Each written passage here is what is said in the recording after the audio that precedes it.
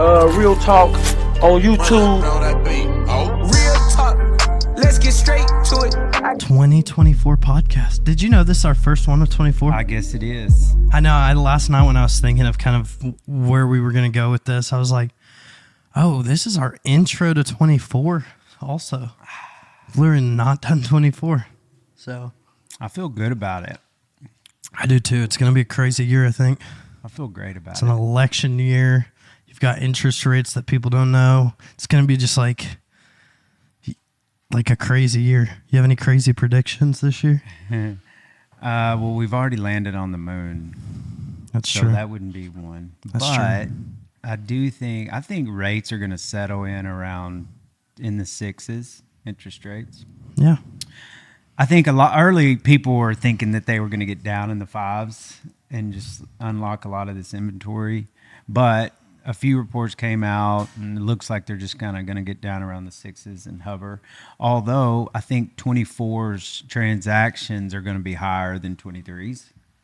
I think prices will probably kind of plateau, stay the same, maybe inch up just a tad. Where's the inventory going to sit? I think inventory is going to probably unlock a little bit. A lot of builders I think finishing there's going to be some new construction stuff that comes on. Yeah. You know, I think Northwest Arkansas is going to keep having price appreciations, and I think our volume is going to be better than most, and it'll be decent. It'll just be another kind of like gap year to get to the really good years ahead. You know. Yeah. We were kind of thinking in 24 it was going to be one of those gangbuster years. I think it's going to be a solid year, but it's going to be a stepping stone to the next kind of build up economic vitality in real estate. Yeah. No, I agree. Does that make sense? Yeah, I think you're saying it's going to set up a lot of stuff. Yeah. I agree. Yeah, it's going to set up. It's going to hit them with that right hook so that they can get smoked by that left jab, dog. I agree. I think it will. I mean, I know there's a bunch of new neighborhoods breaking ground in parts of town we've not got to see before. Like I know Highfill, Cave Springs area is getting a huge development. Centerton's getting some nice luxury developments. Like there's some cool things that are happening in NWA that They're are going to start on the new bypass, the 612 bypass north. That's going to shoot up to the airport this year. They're going to start. They're taking down land right now. That's crazy. I Which actually is a think one of my crazy friends, process. I think my friends got screwed by It's that. a crazy process because the government can just be like, hey, I need that land. As long as they deem it for public use, they can take it. It's called eminent domain. Yeah. And they can literally take it. Now, they do have to pay you appraisal value. And that's kind of the negotiable part is like, well, what is market value? Do they pay you good? I mean, they pay you based off of an appraisal and based off of some negotiations, you know? And you can fight it, right? If you wanted, you could. Yeah. It's just not always worth it. Yeah. I mean, you're fighting the government. At the end of the day, you're going to sell the property, though. It's just you're fighting them for price. Mm-hmm. Yeah.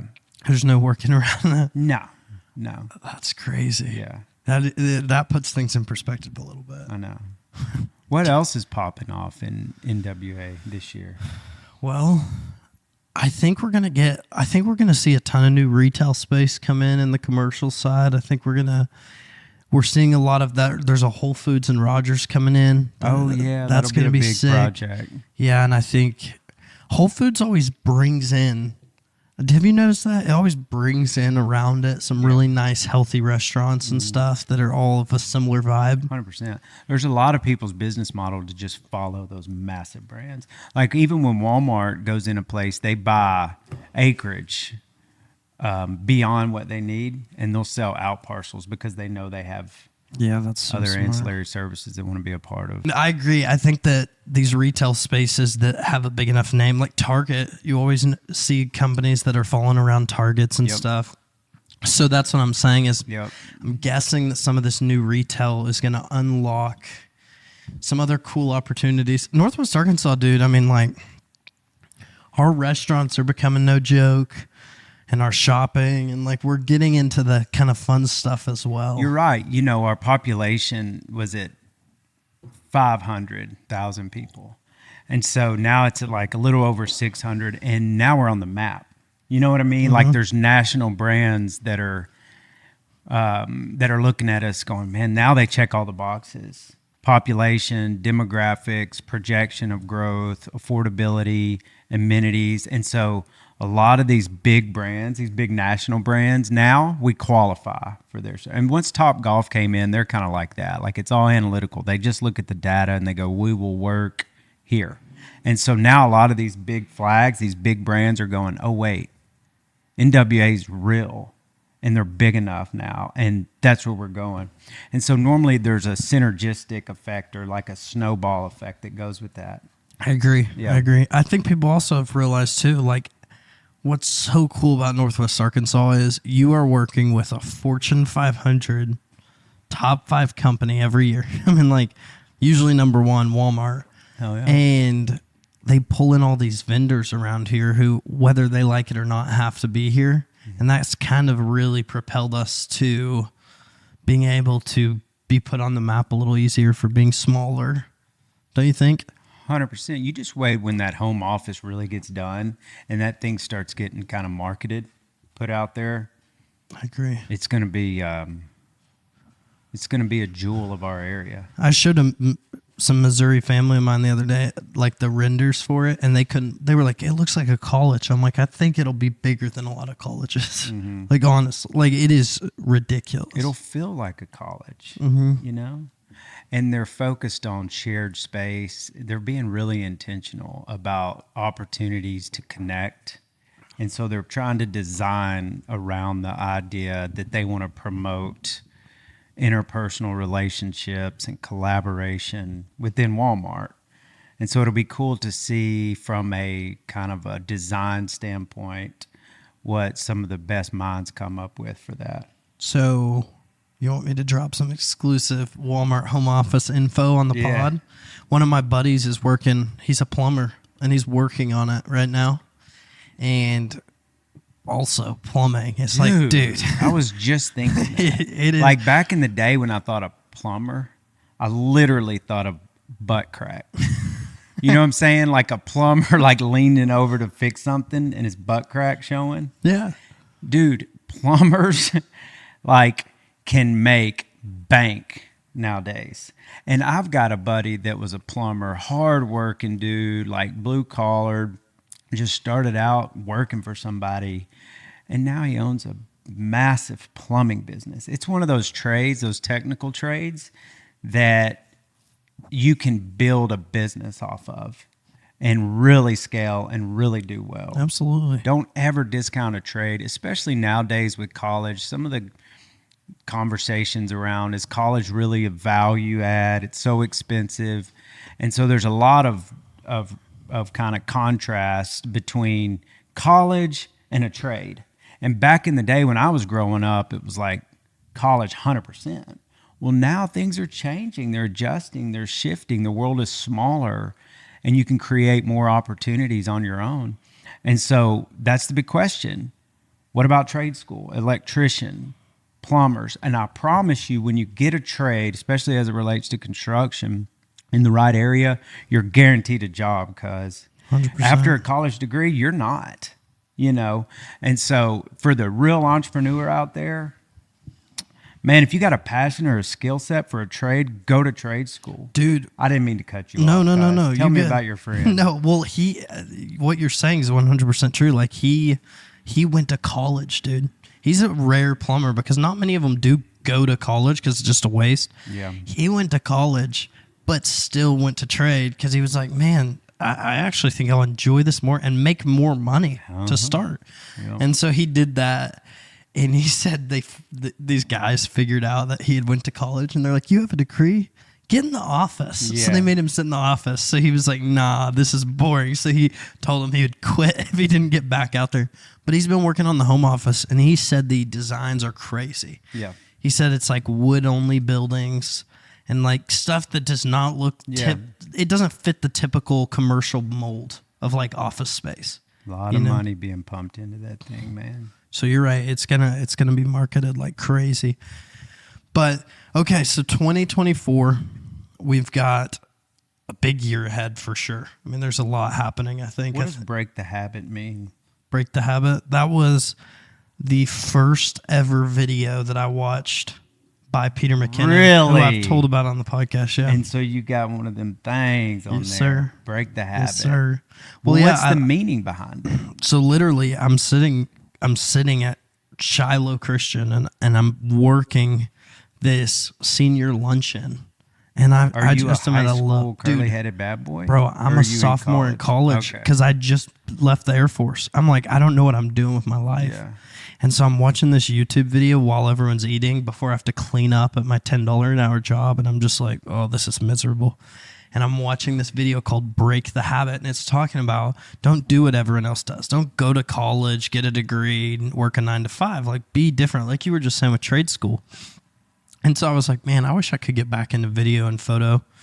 And then right as I paused the video, Break the Habit, this guy named Brian Dunaway walks up to me, who's the head of communications for all of Cross Church. And he's like, hey, you want to intern for us as a video photo guy? And I'm like, still holding this Break the Habit video. I'm like, let's do it. Yeah. And so that's what propelled all of this. That's really cool. So you were at a crossroads after the military. Yeah, I just didn't know what I was going to You were do. just I trying mean, to figure it out. I was engineering, but I was only engineering to give myself an upper hand on my pilot score, basically, to be an Air Force fighter pilot. And like I was grinding that.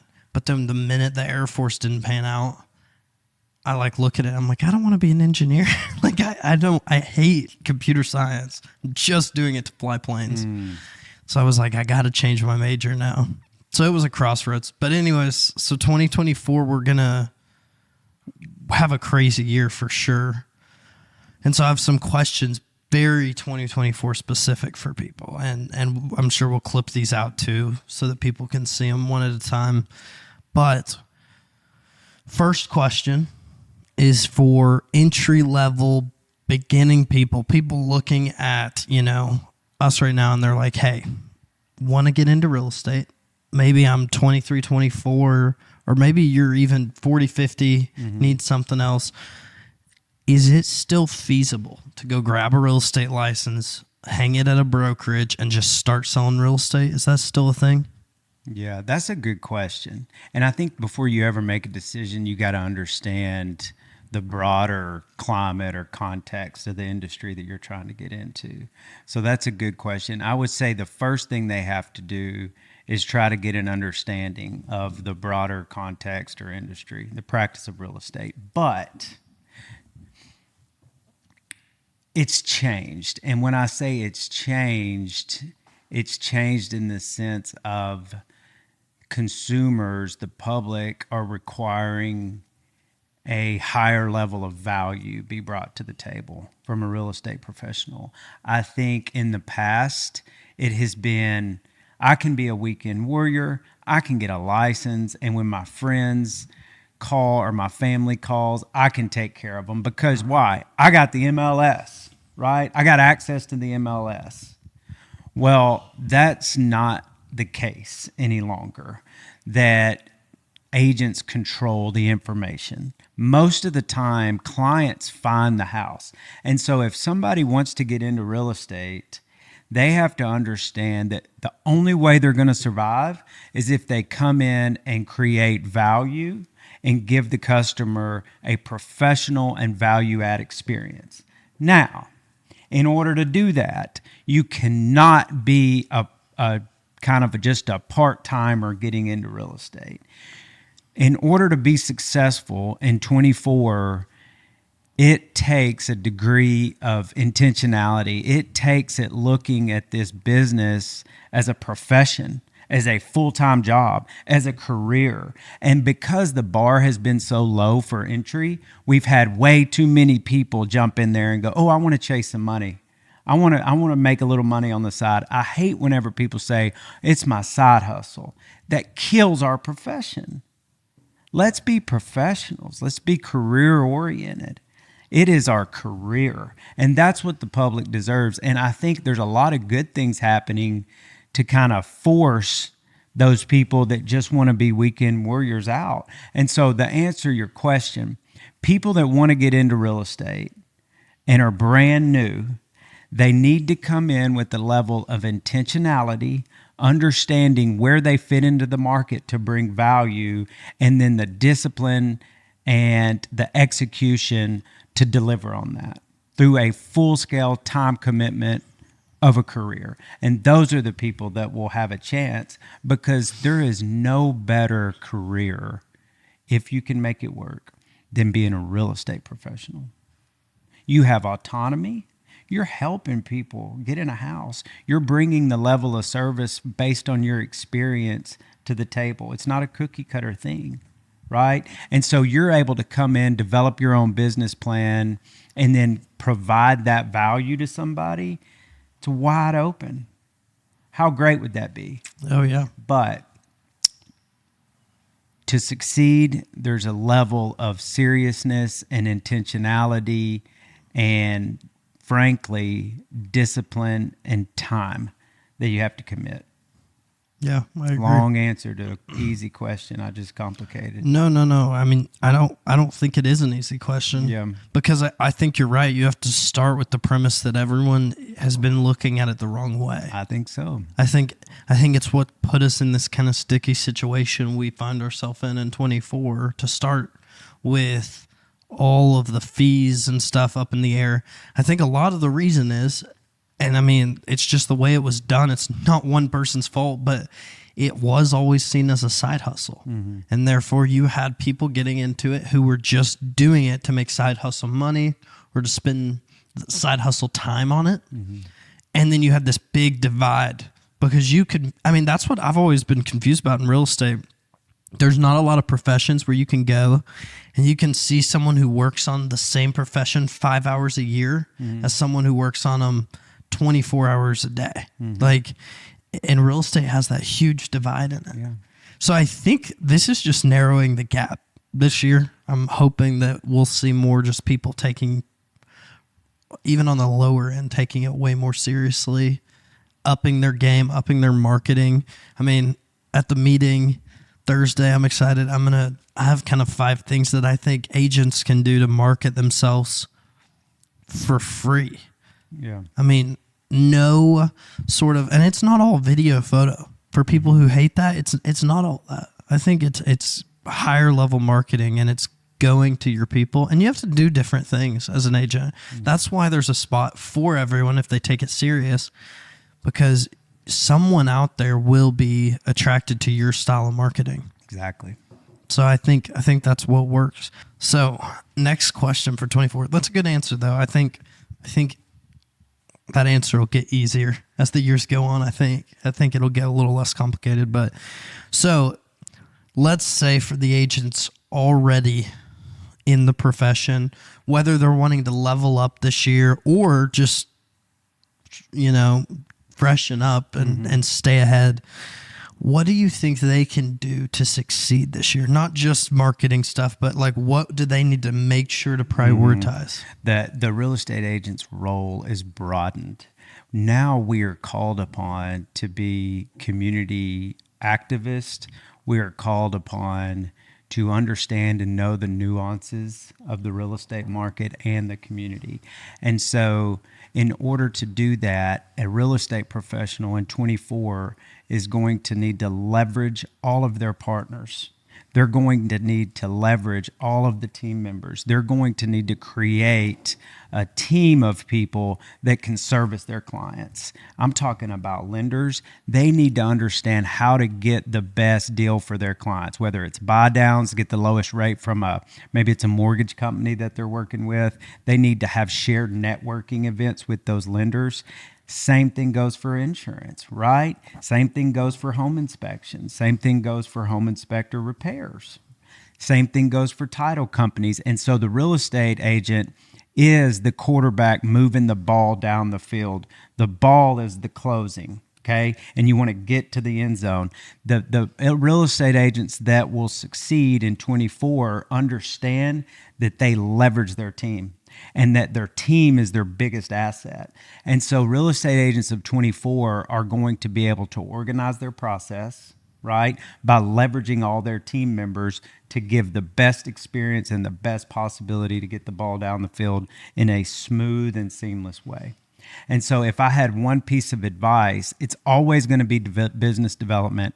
It's always going to be marketing. It's always going to be finding intentionality and value add. But this year, it's going to be about leveraging your partnerships and your team members to get the ball down the field in an organized fashion. And I'll tell you what else. It's a powerful thing when these real estate agents are at the helm and they're the quarterback and they are creating connections with their builder and their lender, or their insurance agent and their lender, right?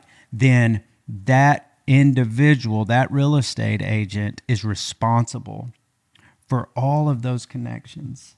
And what is good for one is good for the other. And so they attribute that to that agent, saying, hey, thanks for putting all this together and organizing this and creating these opportunities for relationships. Because you know what? When you sell a house, you sell a house, but your lender makes money, right? If you represent a builder, your builder makes money. The insurance person makes money. Maybe it's managed by property management. The property management makes money.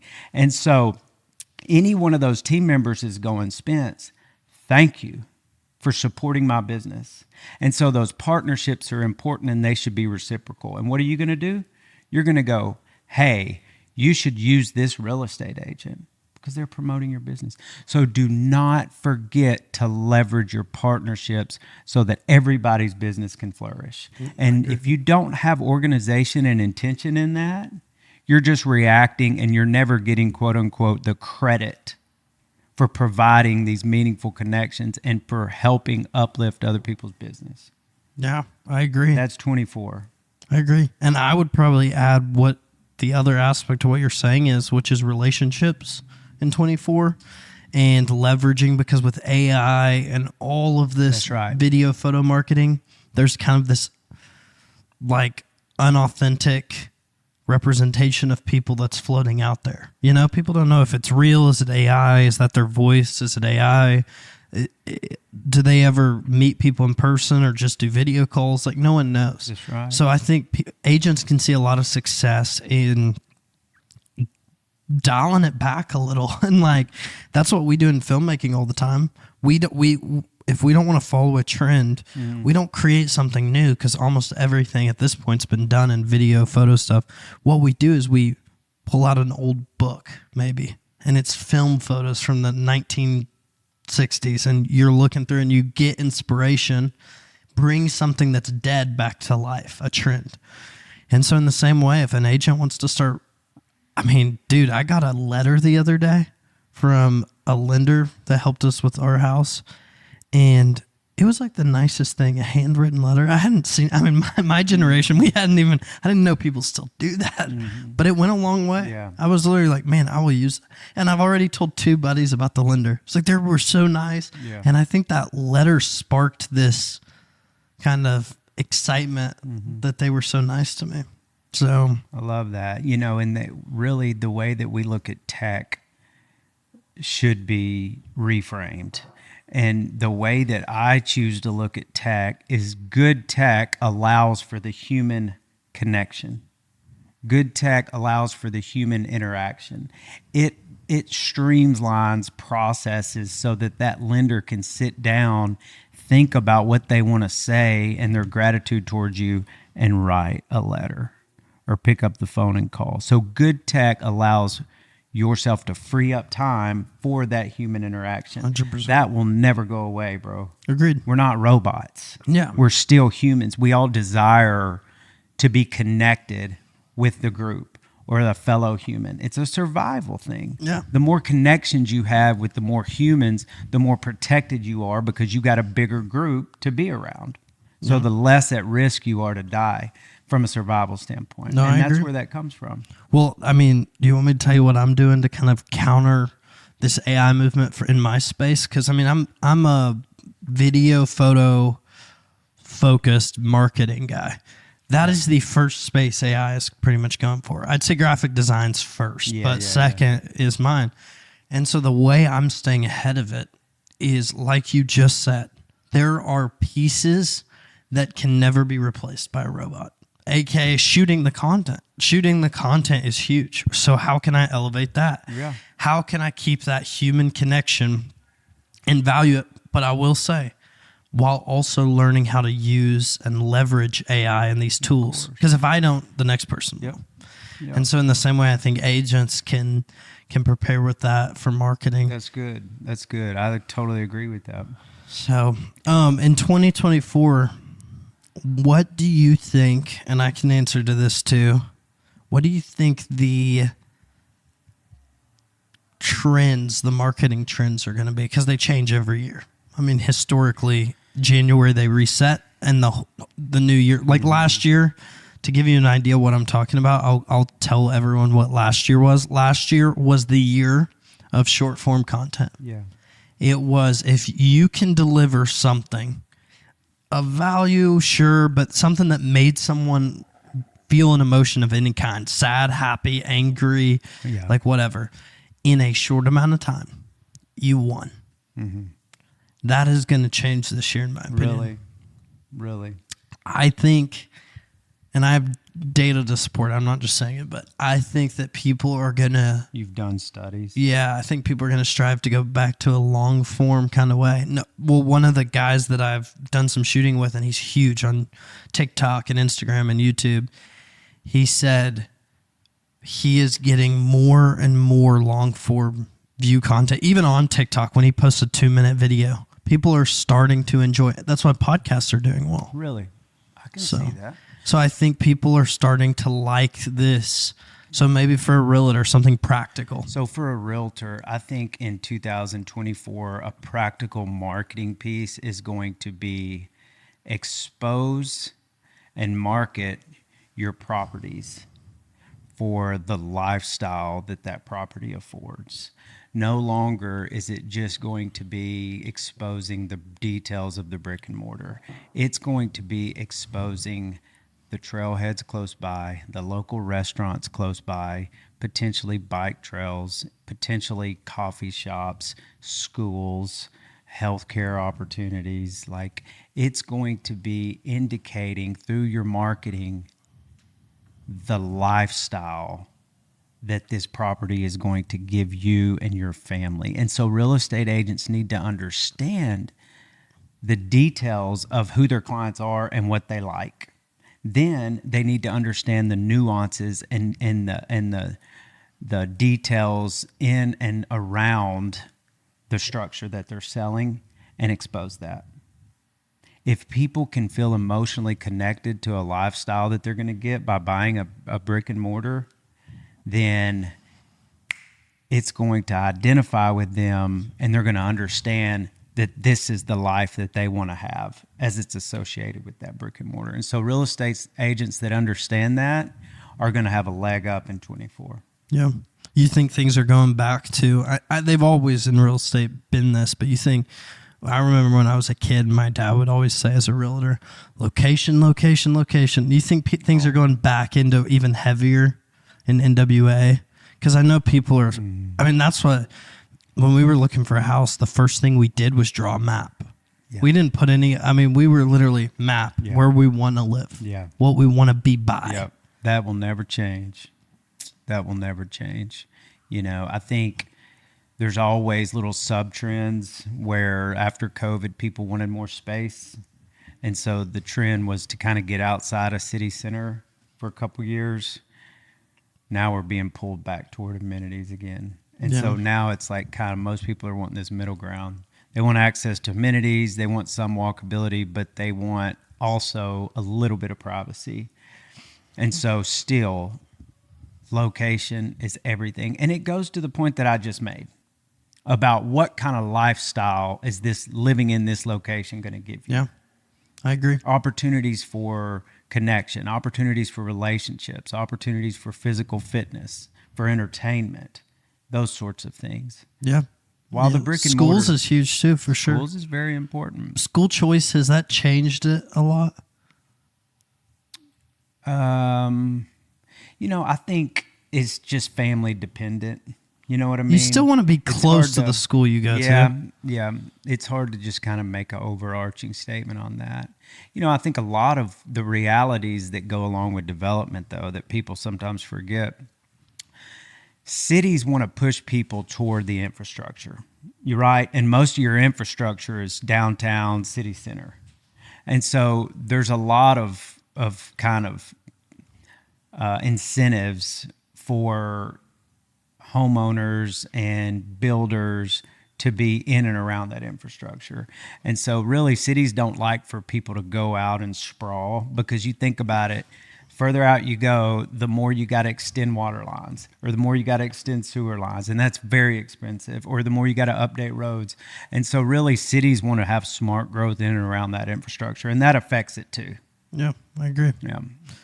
All right, so I think that's going to be good. I think the trends are I think it's going to be easier for people to create their own content in 24 as an agent and as a professional.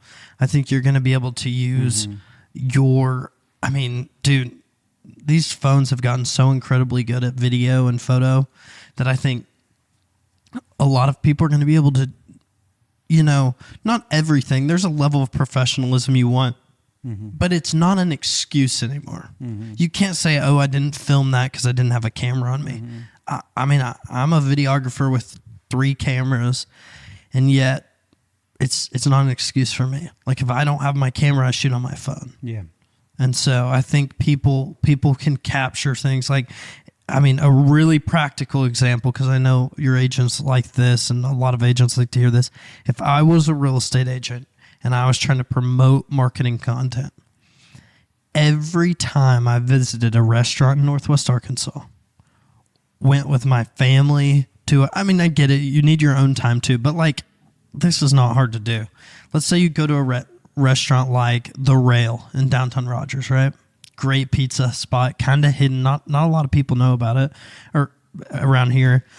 What you do, you get there, you take a video of the outside. You get inside, you take a video of the pizza. You take a video of people laughing. You get a drink, take a video of the drink. Then when you get home, you do a little voiceover. We're going to a spot in downtown Rogers. This spot's one of our favorite spots. Bro, that content blows up. That people are always looking for places to eat, drink, hang out. One of the biggest pieces of advice that I would give a real estate agent in 24 is think of yourself as a resource. Whenever you are marketing, what are you offering? And that's exactly what you're talking about. Yeah, absolutely. You are offering information about an establishment in Northwest Arkansas and giving it an inside look, and then you're giving your personal subjective thoughts on their service during that time there. And so anytime we're marketing as a real estate professional, think about, what are you offering people? What information, what value are giving? Versus, look at me. Look at how great I am. No, we got to get past that. Mm-hmm. And the real estate business is known for kind of a show me business, and we have to focus on the public. We have to focus on the consumer. And the easiest, simplest way to deduce that down in your marketing, what information am I providing to the public? Keep it where it's not always about me.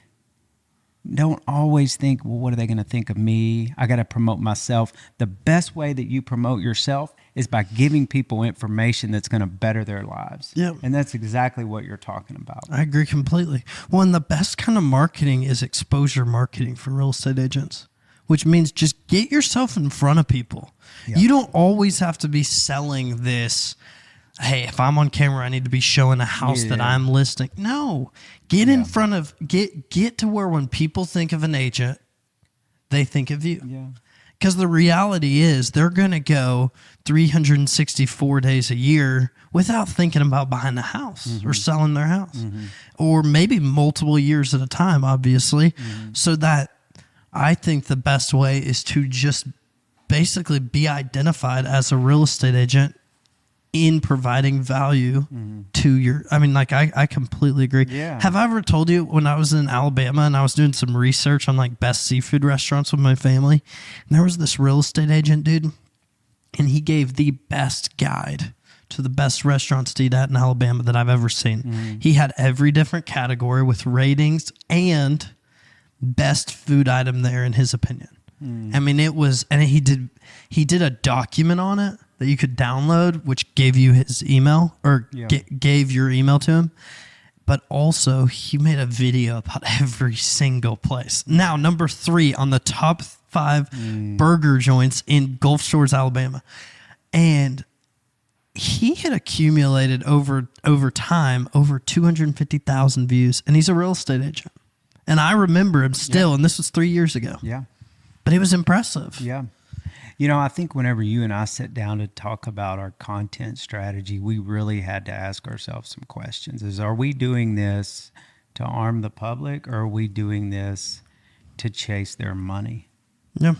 And so whenever we rolled out Follow the Property, and we're giving tips on how to keep your house warm, and we're giving tips on how to control your main water shut off in case something bad happened, and we're giving tips on all the details associated with home maintenance and ownership of a home, I think that is partly why that series has done so well, is because it really is an unselfish informational approach to business, and it feels good and it feels right. And so I think going into 24, I think we all kind of have to check ourselves and really ask that question before we ever promote any sort of generalized marketing. Is this informational to the public? Is this adding value, giving people more information so they can make better decisions? And if it passed that test, it's probably worth your marketing efforts. I completely agree. Well, I mean, me and you had this talk about this podcast. Like, I'm sure a lot of people watching this episode, or if you've watched most of the way through or seen clips on it, you probably realize it's a little more practical and a little more focused on specifics in real estate. And me and you literally had that talk. Hey, we need to focus back in on arming people, giving information, things that people actually care about. We've not had a single talk about how to make money on here. Like, you know, like it's well, and then even I will say this too, as a caveat, it's like, I don't really know. I mean, I don't really know what I'm talking about most of the time. Like, these are all just my thoughts and suggestions. People can agree or disagree, but my hope is that it starts some sort of reflection in people's minds, so that they can take the information, own it, make it theirs, and then promote themselves as valuable assets to the community. 100%. That's the point. Not to say I agree with Stu, I don't agree with Spence. It's like, if we can stimulate some reflection for people listening, and then they turn it into their own, which allows them to take action, then hey, man, that's it. I agree. That's what we're trying to do here. Yeah, and I think it gets a conversation going. I mean, that's why I wanted to both direct you to giving some practicals, and I wanted to give some, because I really want people, whether you use the ones we talk about specifically or not, it gets you thinking. I have a creator buddy, and he'll call me and be like, dude, I have an idea for a video. And he's not saying for me. He's saying it's his. But every time he does that, I go, I have an idea for a video. And it's different, but it gets me thinking. Absolutely. So I think this year, our goal is to kind of be more practical on things, really dial into specifics. And that was Riley Gamble. Follow the Property. She's killing it, though, isn't she? Yeah, she's pretty incredible. She's like a celebrity. I know. Yeah. You should see the new series we're about to start with Taylor. It's going to be crazy. Yeah, I know. Okay, last thing, because we've been serious the whole time. We've got a lot of good stuff. But I need a good clip for next week. I'll cut that part. Super Bowl winner this year. Who's going to win it? Who is going to win? Dude, I mean Lamar, cuz. You think Ravens? Yeah. I want him to, okay? Don't get me wrong. I want him to, but he's just not proven. Like, he's just not been a... Well, who do you think, San Fran? Who do I hope or think? Oh, who do you think? Unfortunately, I think the Kansas City Chiefs, and I do not like the Chiefs. I don't think... They didn't look that great. They did, but they still won against the Bills. That's the scary thing. If you wouldn't have showed the scoreboard, I bet 99% of people would have thought they were losing that game. San Fran didn't look that great either, even though they won. I wish the Lions would win it, dude. I like that coach. I like the coach a lot. Jared Goff was kind of giving up on. Yeah. I mean, and he's just solid. I Yeah. think they're like a solid team. I do too. And everyone discounted them. Dude, they hadn't won a playoff game in 32 I know. years. I know. Have you seen the thing, though? Oh. Dude. Okay. This is going to be money. All right. I can't help it. So, have you seen the thing where for the last 3 or 4 years, they have predicted the Super Bowl? So, you know how everyone thinks the Super Bowl is scripted, right? Yeah. Yeah. Everyone is like set that the Super Bowl is a scripted. They wrote who was going to win this thing a year ago. Did you see the new logo for the Super Bowl this year? No. Okay, they made it at the first of the season. And for the last 3 or 4 years, the logo has perfectly matched the two teams that were in it. So no one noticed. That was made prior to the Yes. season? It like the colors were the colors of the two teams. This year, the colors are red and purple. Ravens, 49ers. So that's crazy Get already. on. No, that's crazy already. I will link it. But there's also a news channel, a local news channel, who accidentally ran a story that said, this weekend, Usher and Post Malone perform at Super Bowl, whatever this one is. Ravens versus the 49ers. And it was like an accidental story because the date was wrong.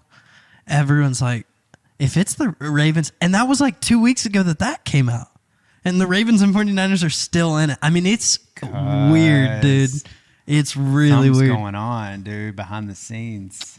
I mean, I don't know what to say, but you're looking good with Lamar Jackson. I'll tell you that. I guess.